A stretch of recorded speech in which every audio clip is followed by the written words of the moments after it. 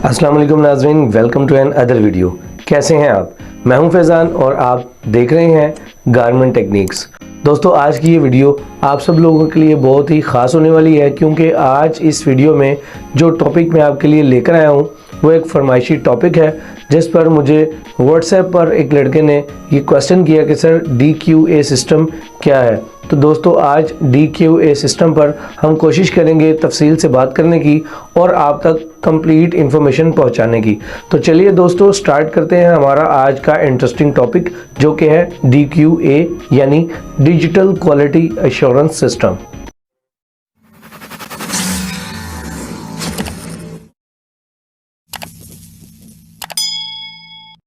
जी तो नाज़रीन, कैसे हैं आप सब लोग? उम्मीद करता हूं कि आप सब लोग खैरियत से होंगे।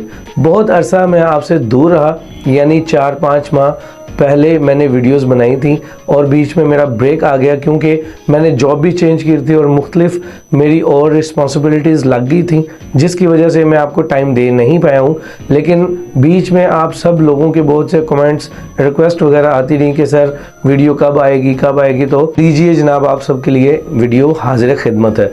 दोस्तों, आज का जो टॉपिक है DQA सिस्टम, आज हम इसको कम्प्लीटली तौर पर जानने की, पहचानने की पूरी कोशिश करेंगे। दोस्तों, आपको आज से पहले जब भी आप गारमेंट सेक्टर में अगर काम करते हैं, आप किसी भी डिपार्ट में हैं, किसी भी पोस्ट पर हैं, तो आप ये जानते हैं कि आपको जब भी वहाँ वर्किंग या कोई डाटा एंट्री करनी होती है तो आप करते हैं पेपर वर्किंग का इस्तेमाल। यानी आपके पास डॉक्यूमेंट्स हैं, आपके पास कोई भी दस्तावेज़ात हैं, या आप कोई भी रिपोर्ट दर्ज करते हैं तो आप किस पे करते हैं? मैनुअल पर यानी पेपर पर। तो वो किसी भी शक्ल में हो सकता है, फॉर्मेट में हो सकता है, पैड में हो सकता है, रजिस्टर्ड में हो सकता है। तो इस तरह के काफ़ी चीज़ें हैं जहाँ पर आप चीज़ें नोट डाउन कर सकते हैं डाटा एंट्री के लिए। लेकिन आप इसके अलावा DQA सिस्टम को नहीं जानते। अक्सर लोग इसके मुतालिक जानते भी हैं, क्योंकि ये बहुत ज़्यादा एंटर नहीं हुआ है मार्केट के अंदर, तो इसलिए बहुत ज़्यादा क्वांटिटी में जो अफराद हैं वो इसके मुतालिक अभी आगाह नहीं है, उनको अभी इसके बारे में मालूमात नहीं है। तो दोस्तों, आज इसीलिए इस वीडियो में मैं आपके लिए DQA सिस्टम की वजाहत लेकर आया हूँ। DQA सिस्टम की एब्रीविएशन है, यानी फुल फॉर्म है डिजिटल क्वालिटी एश्योरेंस। ये एक सिस्टम है जिसमें आप कोई भी डाटा एंट्री करते हैं तो उसको डिजिटाइज कर देते हैं, और ये इतना एडवांस है कि इसमें ऑपरेटर से लेकर, हेल्पर से लेकर जो फाइनल आउटपुट है आपकी, वहाँ तक आपकी सारी डाटा जो है वो एंट्री डिजिटाइज होंगी, कंप्यूटराइज होंगी। यानी कि उसका जितना भी एंट्री वगैरह है, उसका जितना भी ग्राफ है, जितनी भी प्रॉब्लम्स हैं, जितने भी उसके FPY हैं, DHU है, वो आपको सिस्टम के अंदर अपडेटेड नज़र आए होंगे, और वो भी हर घंटे के अंदर।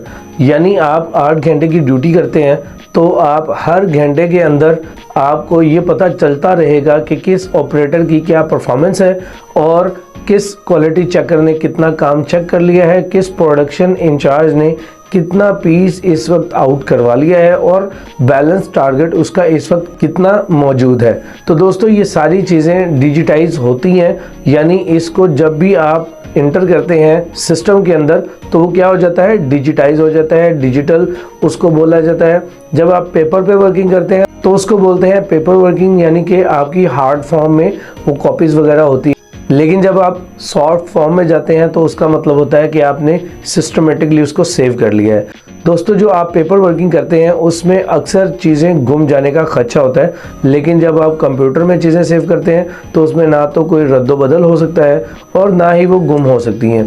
दोस्तों, इसीलिए आजकल के दौर में डिजिटाइज चीज़ें बहुत ज़्यादा फेमस है और मार्केट में डिमांड है। आपने अक्सर ग्रॉसरी वगैरह या घर का कोई भी सामान ख़रीदा होगा किसी भी डिपार्टमेंटल स्टोर से, तो आपने देखा होगा कि वहाँ पर अब काफ़ी चीज़ें स्कैन की जाती हैं और उसको ऑटोमेटिकली उसका बायोडाटा भी आ जाता है। वहाँ पर स्टॉक में कितनी चीज़ें अवेलेबल हैं वो भी पता चल जाती हैं, और उसका स्कैन होने के बाद ये पता चल जाता है कि इसकी एक्सपायरी कितनी है और इसकी प्राइस क्या है, वगैरह वगैरह। ये सारी चीज़ें डिजिटाइज होती हैं। पहले क्या होता था कि आप किसी शॉप पे जाते थे पुराने वक्तों में, तो जब आप कोई चीज़ ख़रीदते थे तो दुकानदार सबसे पहले उस चीज़ को तलाश करता था किस रैक में कहाँ पर पड़ी हुई है।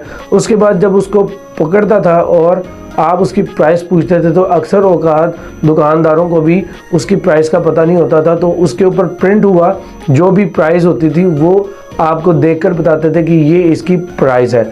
लेकिन अब एडवांस और जदीद टेक्नोलॉजी आने के बाद अब लोगों की फिंगर टिप्स पे क्यों चीज़ें मौजूद हैं, क्योंकि उन्होंने हर एक डाटा जो है वो डिजिटाइज कर लिया हुआ है। डिजिटल डाटा एंट्री कोई भी किसी भी इदारे में किसी भी काम में की जा सकती है, चाहे वो आप जनरल स्टोर जो है उसके ऊपर जाएं, वहाँ पर हो सकता है, डिपार्टमेंटल स्टोर में हो सकता है, कोई भी जूती कपड़ा कुछ भी आप ख़रीदने जाएं वहाँ पर भी आपको डिजिटाइज चीज़ें ही ज़्यादा दिखने को आजकल मिलेंगी।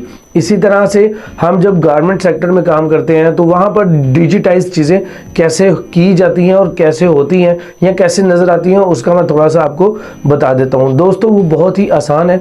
वो ये है कि जब आप रिपोर्ट पे कोई चीज़ मेंशन करते हैं तो आपका जो पेपर वर्क होता है वो भी साथ साथ जनरेट होता रहता है, और जब आपका 1 घंटा यानी 9 बजे आपका ड्यूटी टाइम स्टार्ट हुआ और 10 बजे तक आपका 1 घंटा कंप्लीट हुआ, उसके अंदर जो भी आपने काम किया है आप उसको कंप्यूटर में अपलोड करेंगे यानी एंटर करेंगे।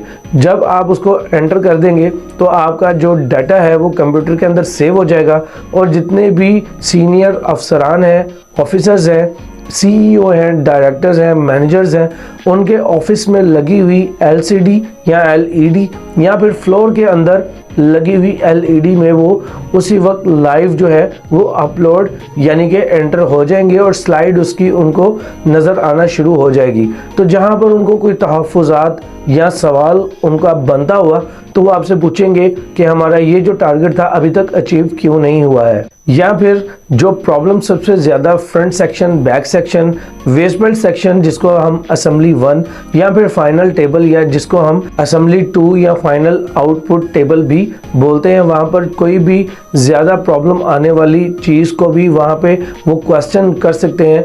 जैसा कि क्वालिटी वाला कोई भी काम चेक करता है और 1 घंटे बाद आप देखेंगे कि वो क्वालिटी पर्सन जो है वो जब एंट्री करता है कि डिफेक्ट्स कितने निकले हैं, तो उसमें जो नंबर ऑफ डिफेक्ट्स होते हैं उनमें से टॉप 3 को काउंटर किया जाता है, देखा जाता है ऑफिसर्स की तरफ से। तो वो किसी भी चीज़ पर क्वेश्चन कर सकते हैं।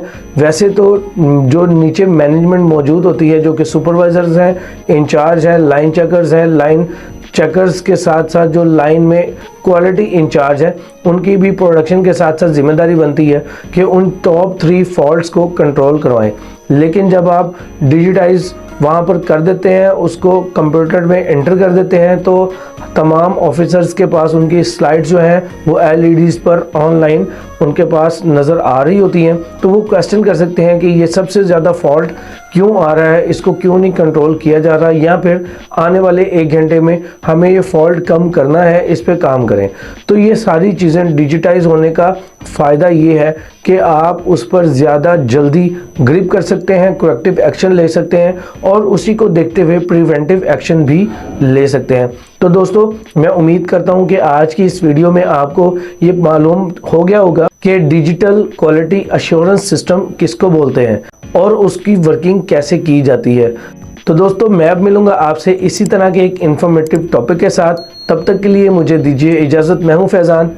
अस्सलाम वालेकुम।